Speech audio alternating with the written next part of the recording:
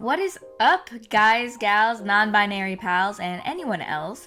Welcome back to me talking about a show no one knows or cares about. So, last time I did a video like this, I redesigned Tony Stark, the main character of Ironman Armored Adventures, so I thought it would only be fitting that the next character I redesign would be Gene Khan, the main antagonist for the majority of the show and also my favorite character. So, this video might be a particularly long one, I'm sorry. Damn, that was hard to say. Particularly long one. This will be set up much like how my last video was. I will first explain his canon backstory and role in the show and give my takes on it, and then I will redesign and rewrite him. This will contain major spoilers for the show, so if you'd like to watch the show first, it's available to watch on Disney+. I will be summarizing the events involving him though, so you don't have to watch it if you don't want to. Fair warning, there will be mentions of abuse as Gene's original backstory heavily features it, and so will my rewrites, so if you're uncomfortable with that, I suggest you don't watch. Obviously, I wouldn't go into detail about his abuse, but I will be mentioning it, so without further ado, let's get started!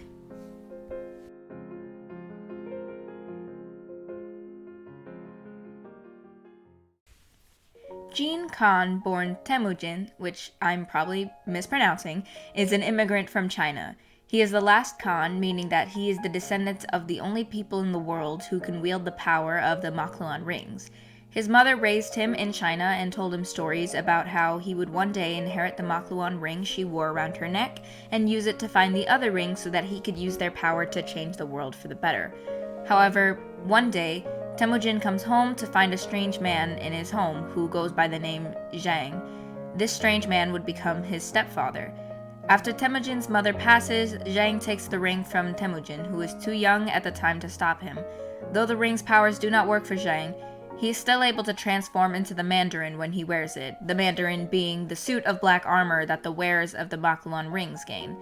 Zhang brings Temujin to New York and sets up a Chinese antiquity shop to cover the organized crime ring he runs called the Tong. They're rich, by the way, which is why Temujin easily relates to Tony later. Temujin changes his name to Gene. It's not explained why he does this, but Zhang comments that Gene is too westernized for doing it. Angered by his stepfather's lack of respect for him, Gene decides to take matters into his own hands. He starts by kidnapping Howard Stark, the only one who knows the most about the Makluan rings. Gene, inexplicably, blows up the plane the Starks are traveling in and uses it as a cover to kidnap Howard Stark. They make it a point that Gene knew someone else was on the plane but blew it up anyway, which... okay. Gene is somehow able to steal the ring from his stepfather and throws him in a dungeon. Gene becomes the Mandarin unbeknownst to the Tong gang that follow under him.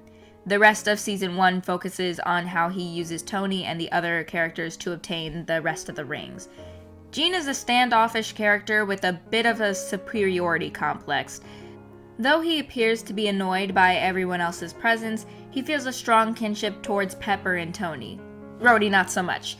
At the end of Season 1, he reveals his true identity as the Mandarin and the one who blew up Tony's plane. He then has flashbacks of the good times they spent together, and he truly seems to regret his actions and wonders if it was all worth it. Until he finds out there are more rings he's yet to find, and he decides, oh, I'm only feeling bad because I'm not at full power yet, that's why.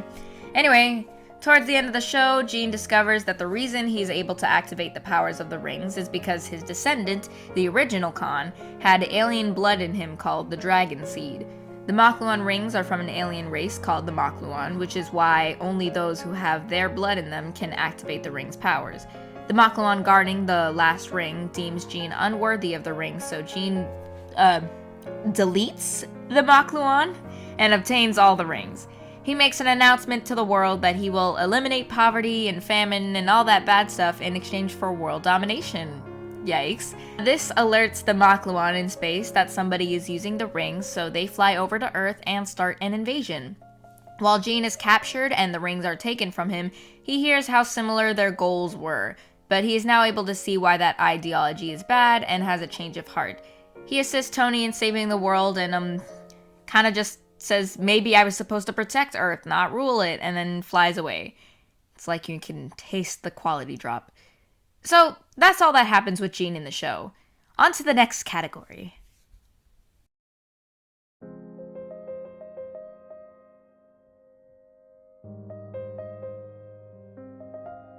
I'm gonna talk about what didn't work first because that's just on the forefront of my mind right now. Number 1, the subtle racism. Jean walks into class the first day and doesn't say a word, and everyone is whispering about him like he's some weirdo. Rhodey literally says this is weird, and he seems all smug and superior, despite the fact that all he did was enter the class and sit down. Happy Hogan says he's going to call Jean the con and screams that in the middle of class. When I tell you, my jaw dropped. Later, in that very episode, Jean is talking to Tony and they make it seem like it's all mysterious when Tony looks up and Jean is walking away. He didn't disappear, he literally just walked out of the classroom, but the scene treats it like it's so mysterious and plays a Chinese instrument in the background like as if his race is what makes him mysterious. I like Jean having a mysterious vibe, but I think it should come from his attitude, not from his race. Even with the Makluan rings, the show just focuses a little too much on it's foreign so it's mysterious rather than it's ancient technology so it's mysterious. Another thing I don't like is Jean's brutality. He blows up a plane knowing full well that somebody else was on it. What? And he deleted a whole alien person from existence, and they made it very clear that the alien was a good guy. Then he announced to the world that he wants to rule it, which wasn't his plan at first, so why did that become his plan? That's just too far for a character to be redeemed from, and the redemption wasn't even done right. Why is Jean a full-blown sadist? Funnily enough, his voice actor is the voice of Matura from Death Note, and he acts like Kira. I get he's the main antagonist, but if you plan to redeem him, don't make him a monster. My next problem with the show is Jean's screen time, because he honestly doesn't show up a lot. And I'm not just saying that because I like him, I just mean in general, for a guy who's the main antagonist, it feels like the living laser gets more screen time than him. This might just be me, but Temujin Khan? Really? For those of you that don't know, that was Genghis Khan's born name. Genghis Khan's real name is Temujin Khan. I get that the name has meaning outside of Genghis Khan and that they're trying to make a correlation with him being a villain related to Genghis Khan, and Temujin means iron, which is like symbolic of his Mandarin suit, but does it have to be so on the nose? I mean, we find out that Jean is the main villain in episode 3. It's not like you need to foreshadow it, especially when you plan to redeem the character. Not dissing you if your name is Temujin or Genghis, I'm just saying that making your Chinese character a villain centered on taking over the world and then naming them Temujin or Genghis, that just feels kind of lazy. My next issue, Jean and Pepper. What was that? Oh my god, what is that? Oh my god! What is that? They were trying to go for a Pepper and Tony endgame, but spent so long developing Jean and Pepper's relationship that Tony and Pepper's relationship dies in comparison. It seemed like they were trying to put a love triangle in, but it's not a love triangle if Jean and Pepper like each other and Tony could literally not care less. Why does Jean save Pepper more times than Tony does? Jean sacrifices his life to save her. Granted, he doesn't die, but he didn't know he wasn't gonna die. Tony doesn't even do that. It's even weirder because Jean seems to like her back. She's genuinely the only character he refuses to hurt throughout the show, and she always holds hope that there is good in him even when Tony doesn't. And I'm not speculating, by the way. Pepper outright says in the show that she used to have a crush on Jean, but she doesn't actually get over him until the middle of season 2, and for the majority of season 2, it feels like Tony is dating Whitney. If you want Tony and Pepper to end up together, at least try and make them like each other before the finale. I'm exaggerating a bit. Obviously, Tony and Pepper have their moments, but it feels like in terms of their moments with other people, they're nothing more than friends. Okay, moving on. This is my last point, and it's just a little bit nitpicky, but why does Jean speak perfect English? His mom and stepfather both had accents, and he seemingly didn't go to school till he came to America, so why doesn't he have an accent? That's literally just a nitpick, but whatever, I guess. But let's move on to what did work. I don't mean to be so negative, I just really love Jean's character and felt like they could have done a lot more with him. So, 1. I love Jean's backstory. It sets up his villain arc perfectly, from his mother's death and final wish, coupled with his stepfather's betrayal and treatment of him. It gives the perfect rise to the character that Jean is. When Jean has flashbacks of his time with Tony, Rhodey, and Pepper, that was amazing. I really like that he actually reflects on his actions, even if it's literally the only time he does, save for the very end. Also, an alien invasion? Sounds a little stupid, but honestly I liked it. It explains why the technology of the rings are so advanced, and it gives a worldwide level threat of danger that's befitting of a finale. And it's also a good way for Jean to see why he, being related to the invading race, is the only one who can stop them, and why what he wanted was so wrong in the first place. I do wish they brought up aliens a little earlier though, because it kinda came out of left field.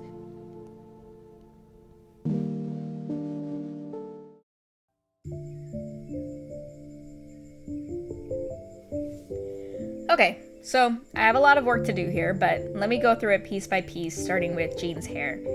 I wanted to give him a bit more of a polished look since he is rich like Tony, and I also think him being a bit of a perfectionist would make sense in my revised backstory for him. While Keith Gogane rocks the emo mullet look, I feel like Jean's hair just seems kinda greasy with the way it's slicked back. I think Jean is the type to dramatically cut off his hair, and since he's influenced by the West, as his stepfather puts it, I thought I'd give him a nice undercut and tied back hair so it was nice and clean. Also, I liked his striking eyebrows.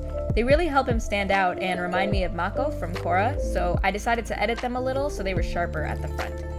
I gave him yellow eyes because, as mentioned in my summary, he's related to an alien race that is pretty much just walking lizards, so I thought it would add to the unnerving look about him.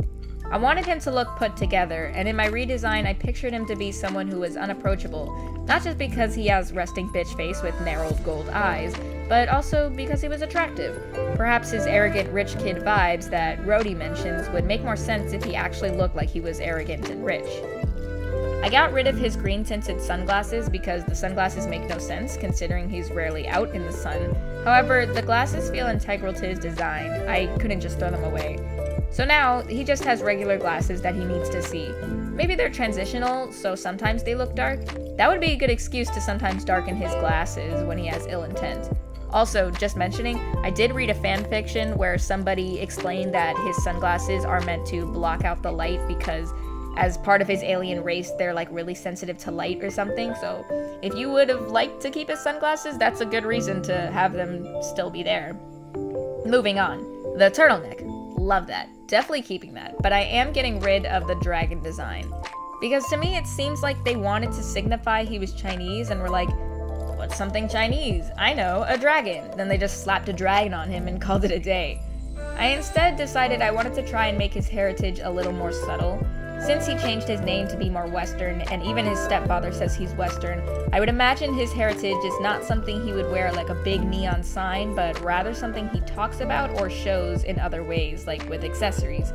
As I will explain in my rewrite, he is proud of being Chinese, but he knows it would be more beneficial to blend in with his peers.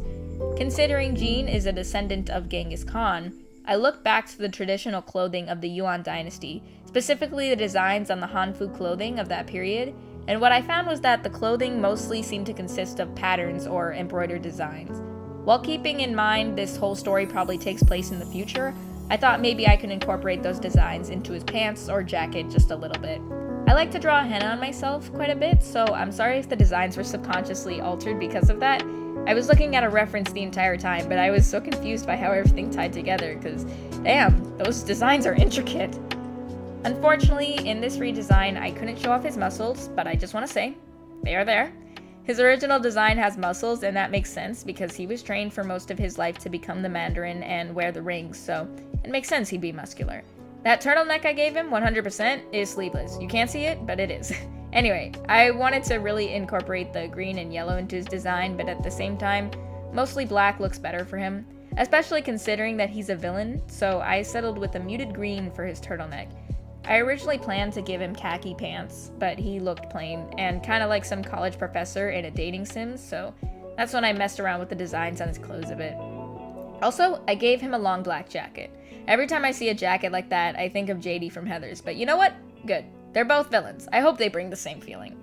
I was considering giving him a scar on his cheek or somewhere on his body, considering the first time we see his stepfather, he grabs Jean by the throat and throws him across the room, so clearly Jean did not have a happy childhood with that man. I also thought that maybe, considering he's been training his whole life to become the Mandarin, he might have sustained some sort of childhood injury when he was growing up. But I decided against it because in my rewrite, I wanted Zhang to be intimidating, but not necessarily by his physical violence, more so by his demeanor and intelligence. And also, I didn't know where I would put the scar. And I didn't want him to be too much like Zuko, if that makes sense. I gave him a book since, much like Tony, he is a genius, but unlike Tony, he actually likes to read. I think that's where I'm going to leave all the aspects of his redesign. If I left something out, you'll see it. I'm speed painting in the background, so.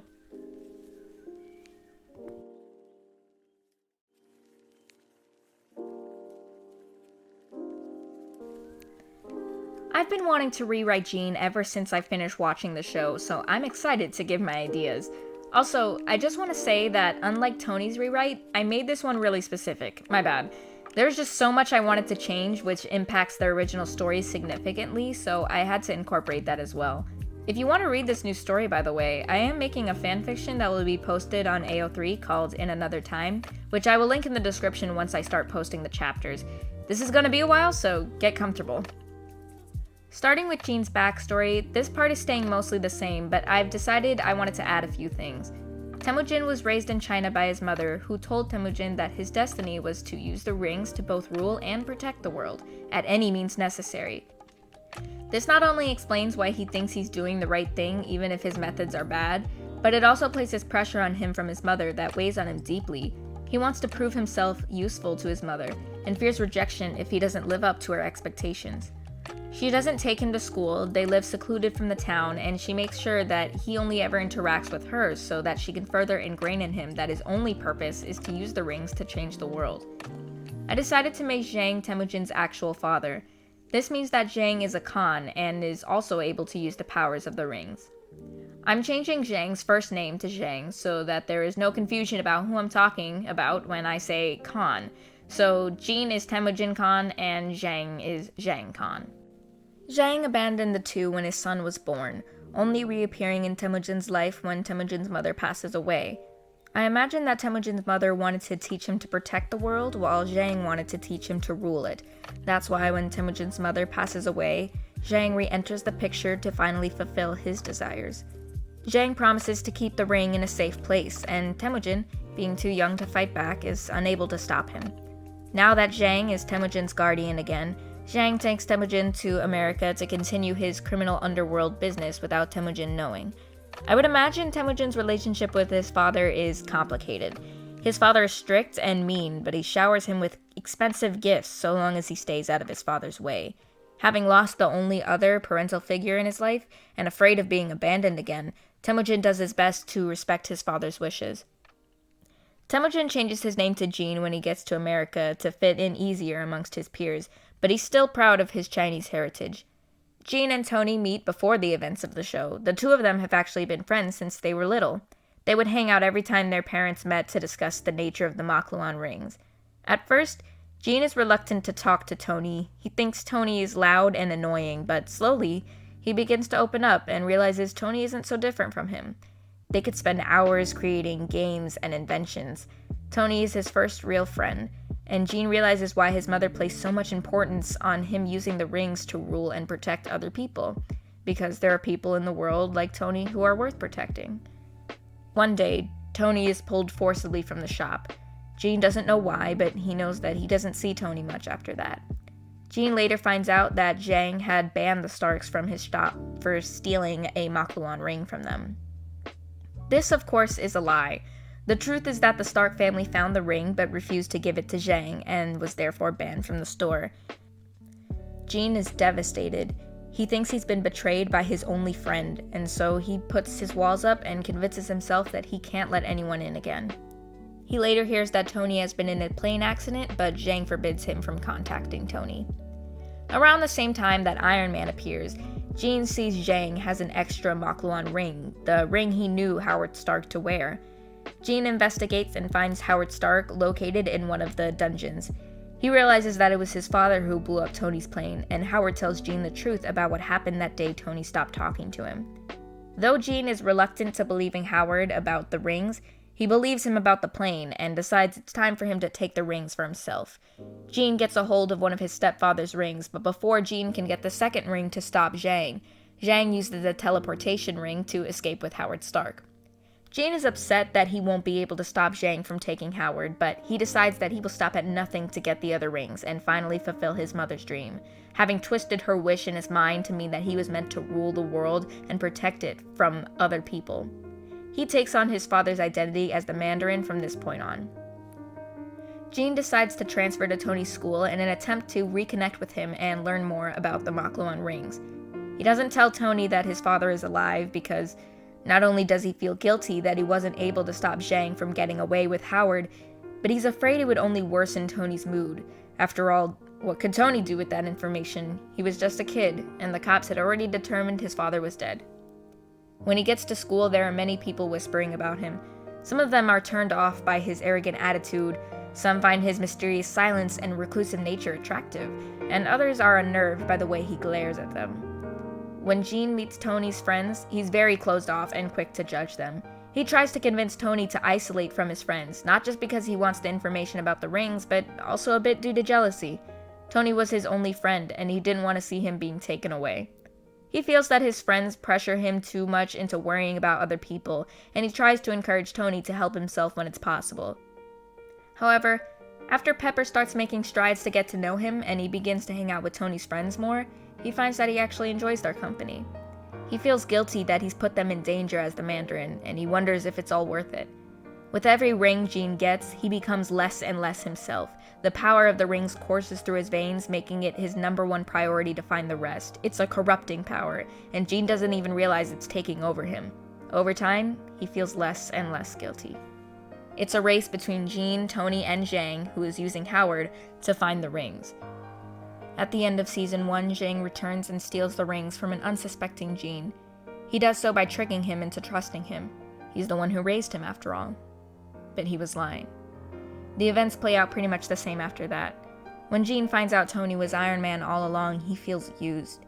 He thought Tony was different. He thought Rhodey and Pepper were different. He thought he could trust them, but all along they had been lying to him about Ironman. He was used by his father and Tony again, and all because he let his guard down. His ability to see reason is clouded by the time he gets the 5th ring. He is unable to see the hypocrisy in not telling them he was the Mandarin. All he knows is that he was betrayed, and he would be left behind all over again. He attacks Iron Man in his anger, both for Tony's lack of trust in him and for refusing to let him leave with the rings. By the time Jean gets a hold of himself, it's too late. His friends have turned against him, and Jean teleports away.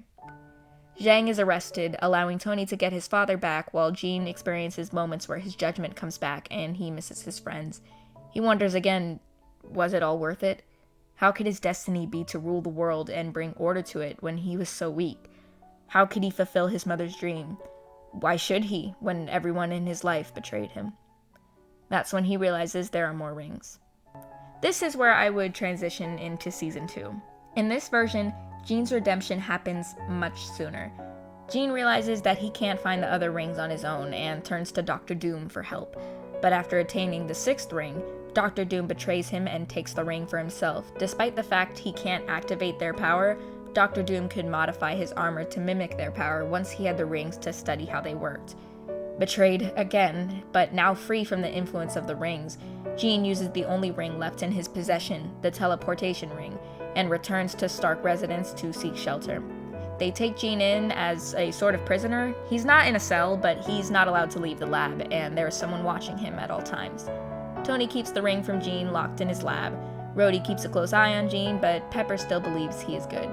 Tony conducts research on the rings and finds out how their power has corrupted Jean. Jean tries to convince them that he was only ever trying to use the rings to fulfill his destiny, the one his mother laid out for him, and that he never wanted to hurt them. However, he doesn't apologize. He still believes that it is his duty to obtain the rings by any means necessary. Rhodey sits down beside him and explains that having a lawyer for a mom and a military officer for a dad, he feels like he has big shoes to fill. Pepper joins in, explaining that her father has high expectations for her to join S.H.I.E.L.D. and pursue justice the way he does as an FBI agent. And then, Tony finally enters the conversation and explains he was nervous to take over the company before he knew his father was alive. Basically, I would add a whole arc here of the group learning to trust each other again as they have to work together to stop Dr. Doom. Maybe there's even a scene where Jean has to either be the one to save them all or escape with his ring, and without hesitation, he chooses to save them. proving to his friends that he still cares for them. Tony begins to see himself in Jean, understanding that they both want to use their technology for something good, and that they are both desperately trying to prove themselves and their worth to other people. Jean slowly realizes throughout the season that despite encouraging Tony to live for himself, he's been living for other people his whole life. His very desire to rule the world and bring order to it was not his own, but an expectation his mother set for him. Even his very name change was due to what he feared other people would think. Maybe Tony and Jean would have a moment where they finally talk about their grievances and anxieties, and it helps Jean reflect inward and ask what he wants. When they defeat Dr. Doom, there is a moment where Jean holds all the rings in his hands. He looks at his friends who are urging him to hand the rings over so they can destroy them, but Jean is frozen. He doesn't want to feel helpless like he was when his mom died, or when Tony was on that plane, or when Howard Stark was captured. How many times had people gotten hurt because he was weak? Tony, Rhodey, and Pepper are able to remind him of the time they spent together and their friendship. They assure him that he doesn't have to feel powerless ever again because they all have each other and they weren't going to leave him behind. Now, Jean finally understands. However, because all the rings are now in one place, the Makluan invade. This part continues from here the same way it did in the show, with the big fight, though I imagine that Jean would play a bigger role in defeating the main Makluan. I think it'd be interesting if the rings were destroyed in the end, and Jean is okay with that. He also changes his name back to Temujin, no longer afraid of what other people will think of him anymore. He now lives for himself. Temujin takes over the role both Pepper and Rhodey used to hold as the person who watched over the lab while Iron Man was out fighting. Maybe he even gets his own suit, since, damn, every character gets their own suit, and he deserves one too. Quick note, I referred to Jean's real name as Temujin, but in my rewrite, I thought he should have a different name since, like I said before, I don't think his name should just be what Genghis Khan's name was. So instead of Temujin, I thought Chow would be a nice name. I could be saying that totally wrong, but I like the meaning of it. The name means to surpass. Another site I read said it meant specifically someone who surpasses and forms his own journey. I think that makes a lot of sense for his redemption as he surpasses the expectations of his mother and forms his own path. I left ships out of this rewrite so that you can add whatever you prefer. I personally would love it if Pepper and Jean ended up together, but after rewriting Tony and Jean to be childhood friends, I suddenly kind of like them having a Catra and Adora friends to enemies to lovers arc. But it's up to you, I guess. Let me know what you think and what you would want to add to this story. I'm thinking the next redesign I will work on is Pepper, which will be interesting considering she's one of the few characters who looks like there was actually a bit more thought put into her design. Thank you for watching, and I hope you enjoyed. Much love! Bye!